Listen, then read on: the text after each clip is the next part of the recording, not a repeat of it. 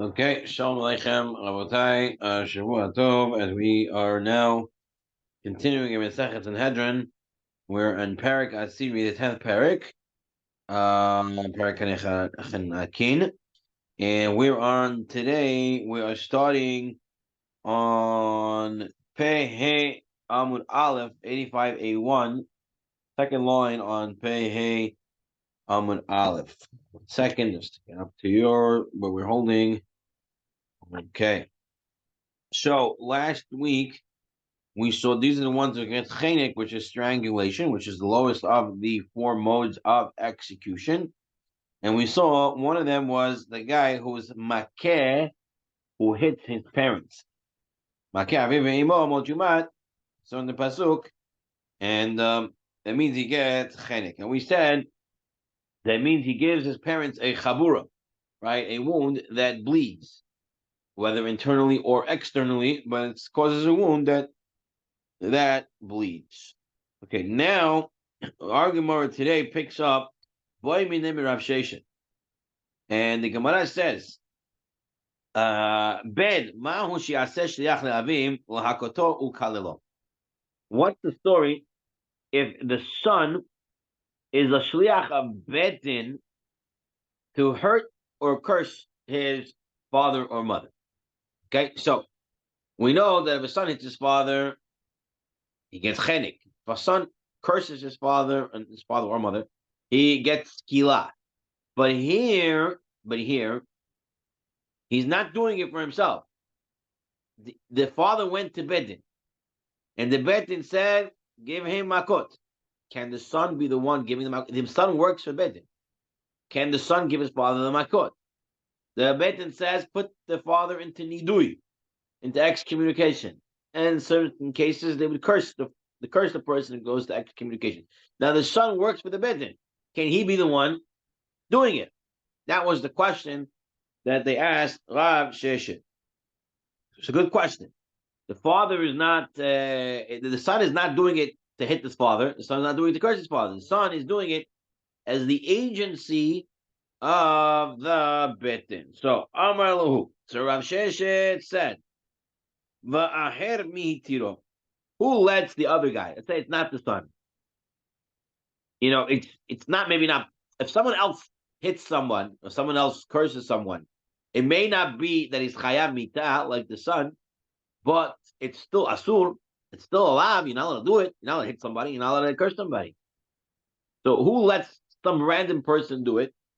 Who lets someone else do it other than the son? Who does?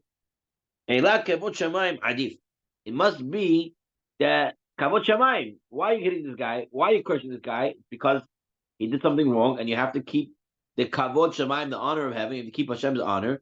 The guy gets a punishment. Achinami kavod shamayim adif. So same thing with the son. The son's not doing it for himself. The son is doing kavod shamayim. Guy did something wrong. Beitin said punish. You punish him. That's it. It's nothing to do with me. It's not me. It's the agency of the court, and it is mutar. So Rav Sheshet wants to say, by the way, this is not the halakha, but Rav Sheshet wants to say that the son who works in the agency of the court is allowed to hit his father as the agency of the court. But if the son is hitting himself, that's asur. But agency of the court, that's mutar. Okay? That's Rav Sheshet. So now they're going to try to question Rav Sheshet's shita, his opinion. Meitvei. They challenge it from a braita.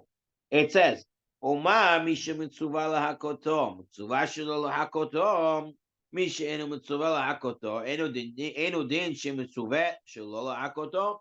Okay, there is a braita that's quite enigmatic. We're not sure what it means, but the braita says as follows: someone who's commanded to hit, we tell him not to hit. Someone who's not commanded to hit, of course, we tell him not to hit. Right? So the part we say someone's commanded to hit, we tell him not to hit. That's simple enough.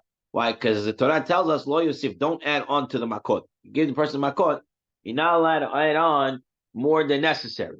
You only give the amount of makot that he's supposed to give. And you don't go more. But who is this that's not supposed to hit and you tell him don't hit?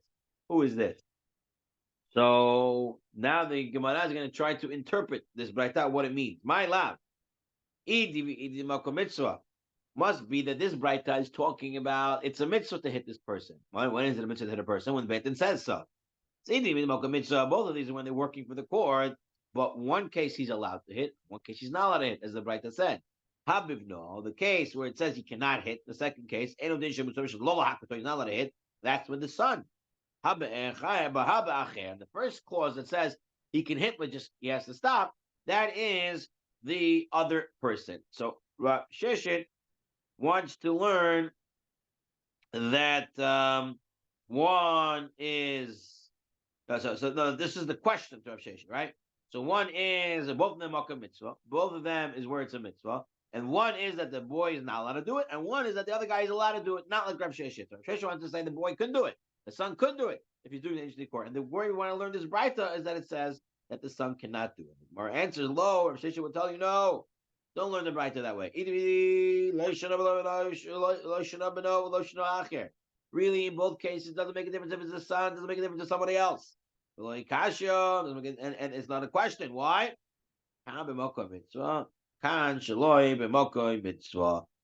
When it says you're allowed to hit in the Braita, that's when it's a Makom Mitzvah. That's what the Beit Din says. And either the Achir, the other dude, or the son is allowed to hit him.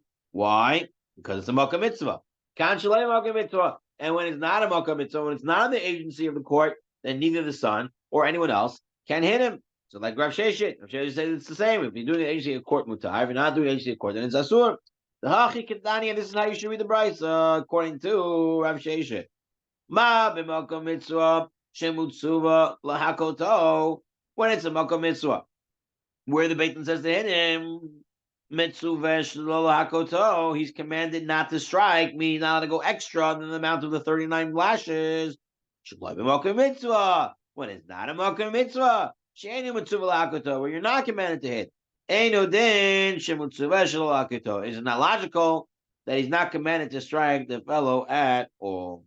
So this is the way Rav Sheshet wants to explain the Braita. He has defended his shita against the question of this Braita. Okay, so right again, just to review outside. Rav Sheshet said the halacha is the son is allowed to hit the father in the agency of the court. Beit Din says to do it, he doesn't. We had a question. There's a Braita that says a guy who's commanded to hit, we tell him not to hit, right? Not to go extra. And the person who's not allowed to hit, we tell him not to hit at all. Oh, what does this mean? The question, it must mean that an acher, another person, is allowed to hit, but the son is not allowed to hit. She says, no, that's not the way you learn the Braita. The Braita is when it's a makom mitzvah, the son or someone else is allowed to hit. And when it's not a makom mitzvah, then neither of them can hit. Fine. Now, Mara wants to come and bring another question to Rav Sheshet's shita. So, Toshima hayotze lehare. If a person is being taken out to be executed, okay, the father went to Beit Din and they said he's chayav mita. As they're taking him out, uva beno v'hikahu v'kilelo. The son comes as they're taking the father out to execution, hits his father, curses his father. So the Braita says hayav. The son is hayav mita. Gonna get henik for hitting, and kilalo, if he curse, he'll get skila. Right? But if another individual came and hit this person, hit this father, but it's not his father, just some random guy comes and hits him or curses him, patur. He is patur. So and we asked about the Braita. Why is the son hayam and why is someone else patur? Amar Rav Chizda explained. You want to know what this case is? The son is working for the Beit Din. The son wants to take his father out to execution, to bring him to the site for the execution. And the father is resisting. So the son hits him. Whoa! The halacha is not like Rav Sheshet says Rav Chizda. The halacha is that if the son hits the father, even in the agency of the court, he's chayav mitah. Whereas the acher, the other person, since he's working the agency of the court, he is potter. And that goes against the shita of Rav Sheshet. So Rav Chizda teaches clearly against Rav Sheshet. So what does Rav Sheshet do? Sheshet says, 1 second, why are you learning this case that the father is resisting? It doesn't say anywhere in the right that the father is resisting. So I'm learning a difference, says Rav Sheshet. Sheshet mokelab b'sheim instead of bimbo, let's say. The father is not resisting. And the son hits him. Oh, since Rav Sheshet holds if you work in the agency of the courts, right, then you're patur. And if you're not in the agency of the court, then you're chayav. Oh, so that's why the son is chayav. Because the son is hitting the father when the father is not resisting. So he's not working in the agency of the court. He's hitting him on his own. That's why he's chayav. Gemara says, 1 second. If this is true, ahir nami, then the other individual also should be chayav. 1 second. You're telling me the son is not working in the agency of the court, so that means the other guy's also not working in the agency of the court. So he's hitting a random fellow. He doesn't have any court protection. So why are we saying in the Braita that he's patur? He should be hayav. More answers. Acher, the other guy, you know why he's patur? Gavra kitilahu. Who is he hitting? He's hitting a dead man. The guy is being led out to execution. So he's a dead man. So therefore, he is patur. So you're going to say to me, well, the son's also hitting a dead man. Why is that not a? Why is he chayav? So I'm going to read to you here. The Mesivta explains this piece of the Gemara. Mesivta says as follows: Hu nichshav kvar me'ata k'adam met. ולפי שתשלום הנזק בכל חייב ובחבר נמדד לפי ערך המוקע בשוק, ולעולם כזה אין ערך כלל, אין מתחייבים תשלום על הכתום. Says, how do you usually, if someone hits somebody, how do you pay? How do you pay? You take this guy and you put him on the market and you see how much of a difference of a pay is before he got hit and after he got hit. And that's what he pays. That difference. But this dead man walking, if you take a dead man, you bring him to the marketplace and say, hey, I'm selling a slave, right? Not for organs, but I'm selling a slave. And the guy is dead. Who's going to buy a dead slave? That's buying a car that doesn't work. What are you going to do with it? Right? So, that's why he doesn't have to pay. That's why he's not hayav at all. אבל אם בנו היכו אינו נפטר מטעם זה שאביו הוא גבר קטילה, כיוון שמכה אביו לאחר מותו, פטור רק מפני שאינו עושה בחבורה.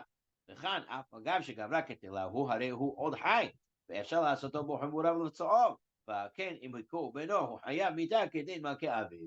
He says, now, we're going to learn halacha soon, that if the son hits the father after he's dead, he's patur. He doesn't get chenek, hitting his father after he's dead.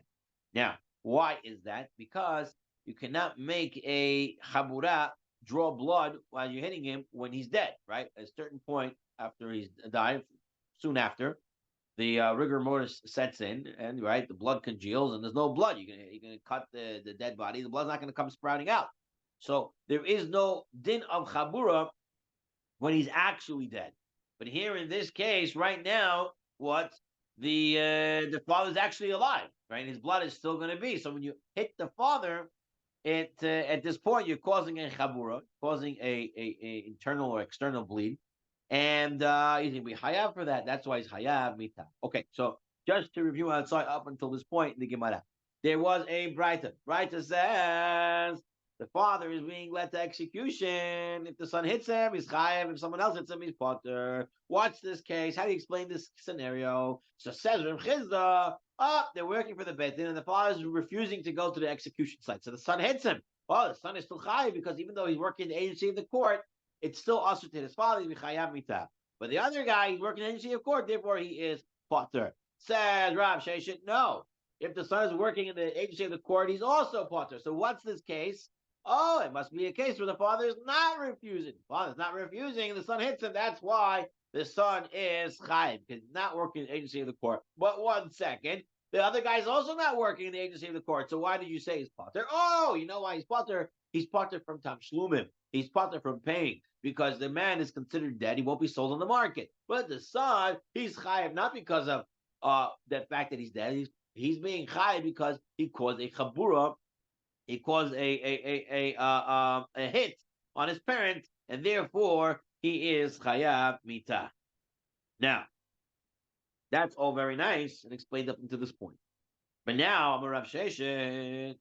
Says Rav Sheshet, right? The Gemara says Rav Sheshet said elsewhere, B'yasho yashan v'amet haya.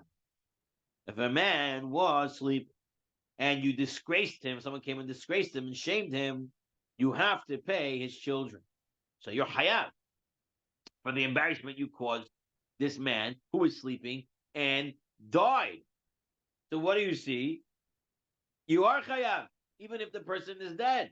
So why are you saying, oh, you can't sell him on the marketplace, therefore he's what's it called? You don't have to pay for him. No, Rav Sheshet learns that even if he's dead and he embarrasses him, you have to pay the children. So you still have to pay. So why are you saying that the other person who hits him, he's potter because he doesn't have to pay? He does have to pay. What we're talking about here? He hits him, yes. He should pay, yes. But he's hitting him less than a worth of a shava pruta, less than a penny's worth. Exactly. How do you hurt somebody less than a shava pruta? I do not know. But it is hypothetical. So in such a case, he's hitting him less than a shava pruta. Therefore, that's why he's potter, because he cannot pay less than a shava pruta. You don't pay less than a shava pruta. You don't pay less than a shava pruta. Amar Rabbi Ami, Amar Rabbi Yochanan, Hikao hako she'ein vo shava pruta loike. 1 second, says the Gemara. You're telling me that since he hit less than a shava pruta, he is potter. But if you hit less than a shava pruta, you're supposed to get makot if you can't pay. You got to get makot. So why are you saying he is potter? He is chayav makot. The Gemara says, my potter? What does it mean, potter? The ka'amar, potter mean mamon. It means he's potter from paying money. Oh, so when it says in the Braita that the other guy is potter, it means he's potter from paying money because he's actually chayav to get makot. Okay? So he's potter mi mamon. 1 second. If you're telling me that he's potter from mamon, that the word potter means mamon, then when it says chayiv, in the Braita, must be talking that the son is chayiv to pay money. Miklal divino chayav b'mamon, and the son should pay money. Why would the son have to pay money? The son has to pay money for what? The son, if he hits his father, he's chayav mitah. He doesn't have to pay money. So how could it mean that it is chayav mamon?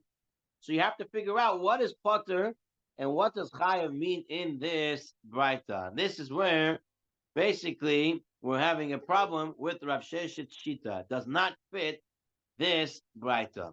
Okay, so outside from where we left off last time. So we wanted to say that as follows: that the son is chayav because the father wasn't refusing, and the other individual is potter because even though the father wasn't refusing, he was gavar ketela. He was already considered a dead man, and therefore you're potter from paying. Potter from paying. 1 second. We have a case where the guy is dead and you have to pay the children. Oh, no, in this case, you hit him less than a shava pruta. Less than a shava pruta, but we learned hit him less than a shava pruta, you still get makot. You don't get a scot-free. Oh, when it says potter, it means from mammon. You're telling me that the Braita says potter means mammon, so then the son is chayiv mammon? The son is chayiv mammon? Doesn't make sense. Ela bedino. Rather, when the Braita says the son is chayiv, it means chayav mitah. Hachinami bedino. And here too, it should also mean that he's chayav, that he's potter from makot. And it makes absolutely no sense according to Rav Sheshet Shita, right? Because if he's not refusing and he hits him, chayav makot, so it doesn't make sense. Ela acher. Rather, we have to give now another explanation. Ela acher. There's another reason why the other person is potter. The potter. The reason why he's potter, because it says in pasuk, "V'nasiba amecha lo ta'or." And a prince among your people you shall not curse. Right? You're not allowed to curse a Jew. It says be'amecha, meaning those who act like Jews. Right? Therefore, you're not allowed to curse someone who acts like a Jew. But this guy, who's chayav mitah, didn't act like a Jew. Therefore, it would be okay for the other guy to curse him or hit him. 1 second. You brought me a pasuk about cursing. How do I know about hitting? You're allowed to hit somebody who doesn't act like a Jew. We're going to compare hitting to cursing. just like by cursing, it says ba'amecha. 2 psukim later, it talks about hitting. So we make a hekesh and compare. 1 second. So the son also, you're saying that the other guy is allowed to hit him because the father who acted inappropriately is not considered ba'amecha. So the son also should be able to hit him, and it's not considered ba'amecha. Kedamra Pinchas says, no, we're talking about a case, b'sha'asat tshuva. The father making tshuva. He's being led to his death, so he's making tshuva. This is the case. 1 second, this is the case. And the other guy who hits him, he's hitting someone who's making tshuva. So he is ba'amecha. He is in your nation. So how can you allow to hit him or curse him? So the Gemara says, Amar Rav Mari be'amecha. When it means in your nation, b'mkuyam sheba'amecha.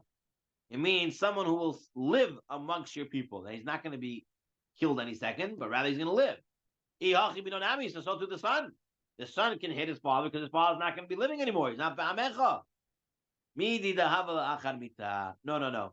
But a son's a little different. Because a son is punished for cursing his father even after the father is dead. Now, by hitting a father, you're only chayav when he's alive because you're not making a chabura after he's dead on the dead body. But cursing a parent, it's even after he's dead. So therefore, the son is going to be chayav because by cursing, he's chayav even after the father is dead. So somewhat comparing it back and forth from cursing to hitting, so it'd be also chayav to a certain extent. He would be chayav to a certain extent by hitting as well. It won't be chayav mitah, but it'll be chayav something.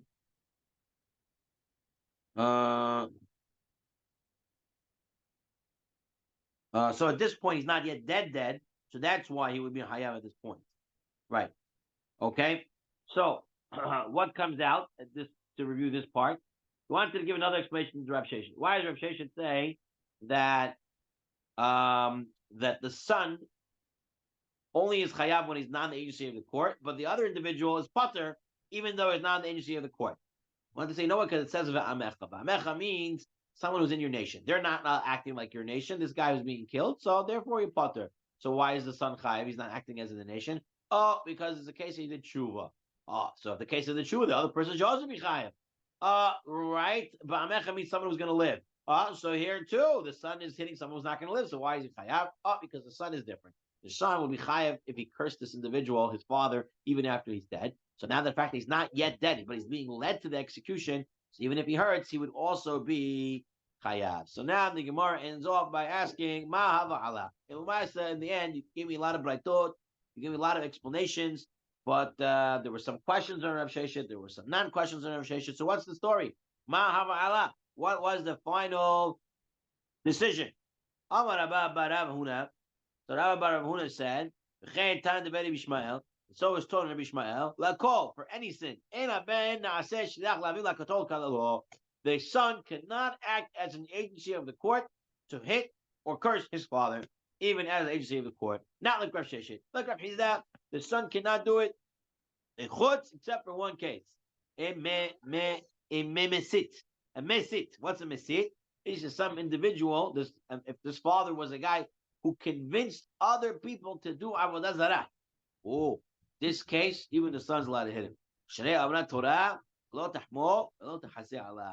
Right? You should not be compassionate nor conceal him. Okay, so the son may carry out the execution as an agent of the court in this one case. Okay, let's read the Rambam before we get to the Mishnah, the next Mishnah. Let's read the Rambam to see what he says. Lehalacha. Okay, a couple quick halachot from the Rambam. One's father and mother are wicked sinners, even if they were sentenced to death and emerged from their court for their execution. The son may neither strike nor curse them. Nevertheless, if he curses or strikes them, he is exempt from punishment. Okay, because they're not ve'amecha. If they repent, even as they're being led to the execution, the son is executed for cursing or striking them. Okay, this is the Rambam and the Shulchan Aruch. So what it's saying here is that if a man is, or mother is, his father or his mother is being sentenced to death and they're walking to the death, He's not allowed to curse or hit them. But if he hits them or curses them, he'll be potter because they're not ve'amecha, and it's at some degree, right? And they're already walking dead. But if they made tshuva, then they're ve'amecha. Then he'll be chayav mitah. If someone else hits them, he's exempt from punishment, even if the one being led to his execution repents. Right? Even if he's being led to execution and he's doing tshuva, if someone else hits them, why? Because amecha in this case means also that they're going to live. And since they're not going to live and be killed now, therefore it'll be patur.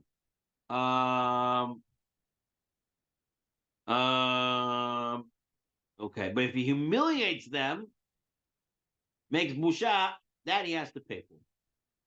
Okay, that's like Rav Sheshet said. One who humiliates a sleeping person must compensate him for the humiliation. If the humiliated individual dies and is never aware of his humiliation, the offender is not required to pay. Nevertheless, if the children of the humiliated individual seize property equivalent to the payment, they do not return that property. Okay? So if the guy's unaware, you don't have to pay it. But if the sons take the money, then you can't do anything about it. One who strikes a blow that causes damage worth a pruta, he pays it and doesn't get makot. If it's so minor the damage is less than the value of a pruta, he gets makot for violating a Torah prohibition. Okay, you're not going to pay because it's so little. You get makot instead. One who humiliates an upstanding Jew has no share in the world to come. One who curses him violates a lav and gets makot. Likewise, one who strikes an upright Jew also over a lav. Here is a final conclusion here. If one's father or mother violates a prohibition and is liable to get makot, he, the son, cannot be appointed an agent of the court. Likewise, he cannot be appointed as an agent to put his parents into nidui, except in the case where his parent is guilty of inciting others to idol worship. And in this case, there is no compassion from anyone for that individual. So like we said, the final halacha, that's the way the Rambam brings it down as well. Okay, let's do one more sugya. It's really simple because we already talked about it outside, but now we're going to see it inside. One more question. Mm-hmm. We learned that in the death penalty cases, the witnesses will be the one who will carry out the punishment, I guess, right? Okay. Is there anything that where the son will be a witness in the case where the father gets the penalty? Who carries out the death penalty? And if it's allowed? So a son can never really be a witness, right? A son is a karav. He's a close relative, right? So he cannot be a witness. Even in crime situation. What? Even in situation where crime was have happened, not like yeah, he's apostle. He's apostle of age. You can't trust a craven. Got it. Right. Thanks. So it wouldn't be a case, right? Okay, fine. Now, new Mishnah, but it's really information we already learned today. Hamakeh aviv ve'imo. One who strikes his father or mother, how much does he have to strike them? We saw that last week. Eno hayav ad she'aseh behen habura. He's not hayav mitah until he wounds them, where he takes out some blood. Right? If you read the article, note 5, unless he causes internal or external bleeding. If he strikes his parent without wounding him, he does not commit the capital crime of striking. He does transgress the general prohibition against striking any Jew, but he won't be chayav mitah. So if he slaps his father or his mother and doesn't cause any visible damage, either internally or externally, so it's a light slap, right? You still hit, but you're not chayav mitah for that. Okay? Now, zeh chomer v'mekalel mi b'makah. This is more strict by cursing than by hitting, right? First of all, cursing already is more strict than hitting, right? Cursing a parent, you're chayav skila. Hitting a parent, you're chayav chenek. Who remembers one of the ideas that we spoke about that time when we learned this way back. Why do you get the punishment of skila for cursing a parent and getting chenik, which is a weaker punishment for hitting? And if anything, you should think hitting a parent is worse than cursing, right? Sticks and stones will hurt me, or words will never hurt me, whatever it goes like that, right? So, so why was that? So we said one idea was that we compare parents to God, right? We said that the three partners in creation of a person. So you can never hit Hashem. So therefore, if you hit a parent, we punish you, but it's like you can't hit God in certain speaks, so therefore you get chenik. But cursing a parent means you can curse Hashem too. And cursing Hashem, you be migadef. Migadef is biskila, right? Cursing Hashem is skila. So the parents get equal status over here. If you curse a parent, it means you can come to curse Hashem. Therefore, you would get skila. That's number one. You get skila. But what else? If you curse a parent after they die, you still hayav mitah. But if you hit a parent after they're dead, potter. Then you have to cause a chabura. There's no chabura once they're dead. You can't cause the blood bleeding. Hanura banan. How do we know this? That if the parent is dead, that you're still hayav mitah for cursing them. The Gemara says, Aviv ve'imo kilel, lahar mitah. Okay? It says Aviv ve'imo again. Take a look in the Hebrew section, or you can take a look at note 8, if you have note 8, right? Note 8 in the art school, the Hebrew section, it brings the pasuk. Pasuk says, Ki ish ish. There is a man, Asher kalel et Aviv et imo. Curses his parents, mot yumat. They die. Aviv ve'imo kilel damav bo. His parent, he cursed, he died. Why does it say it twice in the pasuk? To tell you once when they were alive, once when they are dead. Okay? That's what the Gemara answers. Why would I think that maybe if the parents are dead and you curse them, you're potter? I would have thought, I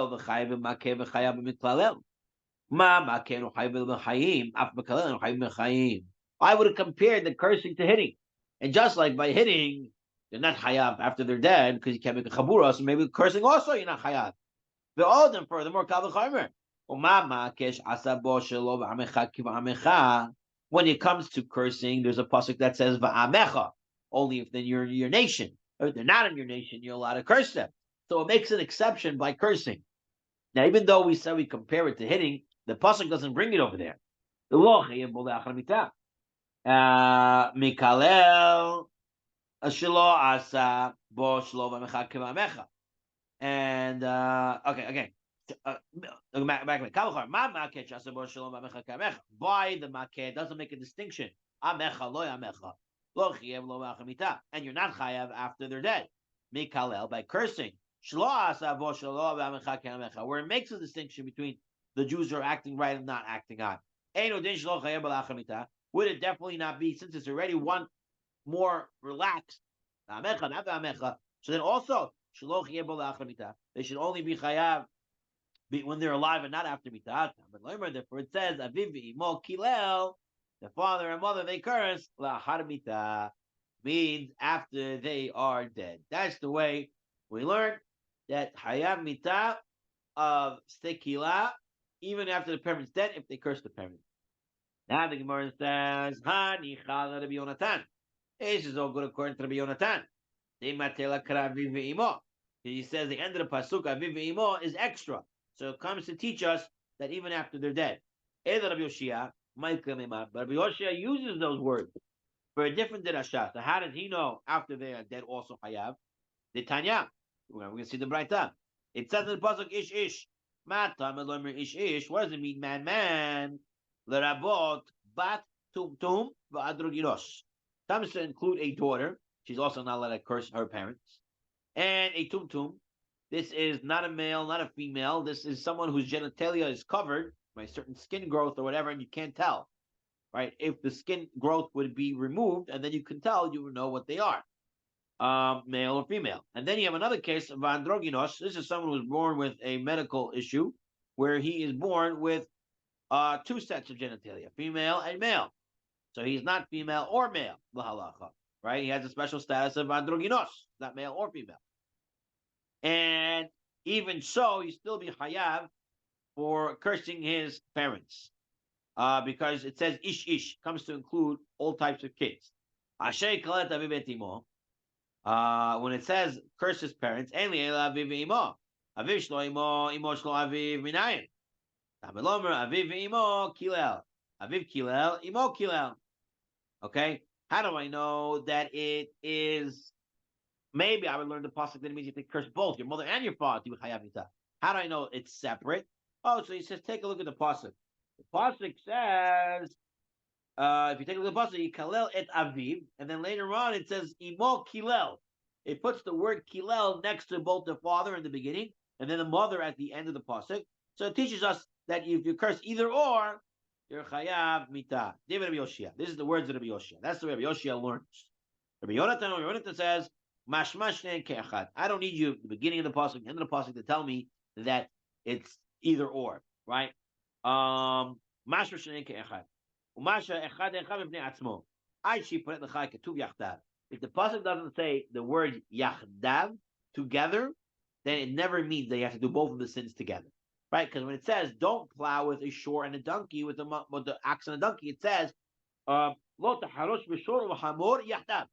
Don't do them together. No, it means together. Here it doesn't say lo kalel et aviv ve'imo yachdav. So therefore, it means either or. I don't need this pasuk that's in the beginning kilel et aviv imo kilel next to the word kalal. It says mother, and one in the end it says next to the father. So I don't need that. Now, so menale. So since Rabbi Yoshaya uses the end of the pasuk to tell me either or, you're going to hayav mita. So where does he learn la'achar mita? Nafkale, he learns it from another pasuk. This pasuk is in Shemot. There's a pasuk in Shemot that says umukalel avivimo mot yumat. That means after they are dead. V'idach. Rabbi Yonatan, what does he do with this extra pasuk? What does he do with this pasuk in Shemot? He comes to and uses to include the bat, the tumtum, and the doginos, these other types of kids, not just the son. The tefilem ish. 1 second, why does he learn that at ish? Oh, divrei Torah kilashon b'nei adam. Because the Torah speaks sometimes in the language of men. Sometimes you do a repetition ish. So therefore, you don't learn it from that pasuk, that part of the pasuk. Rather, he learns it from the pasuk of Makalel Avivimo that exists in Shemot. So just the drashot, how you learn it, but Halacha L'Maaseh is the same according to both of them. So we'll look at the Rambam of how he puts this halacha of cursing a parent. Okay? Let's take a look over here. We'll take a look at both hitting and cursing. Hamakeh aviv ve'imo b'chayehem. If you hit a parent when they're alive, ben isha, whether a man or a woman, en chayavim chenik ad she'asu behem habura. You're not chayav chenik until you actually made a real damage that causes bleeding, whether internal or externally. Ava im lo asu behem habura, harei ze kemakeh echad misrael she'enu el balav, v'amakeh otam la'achar mita patur. So if you made a chabura that doesn't, if you hit them and there's no blood, it's wrong, it's a lav, but you don't get mita. And you hit them after they're dead, also patur, because you cannot have a chabura. Fine.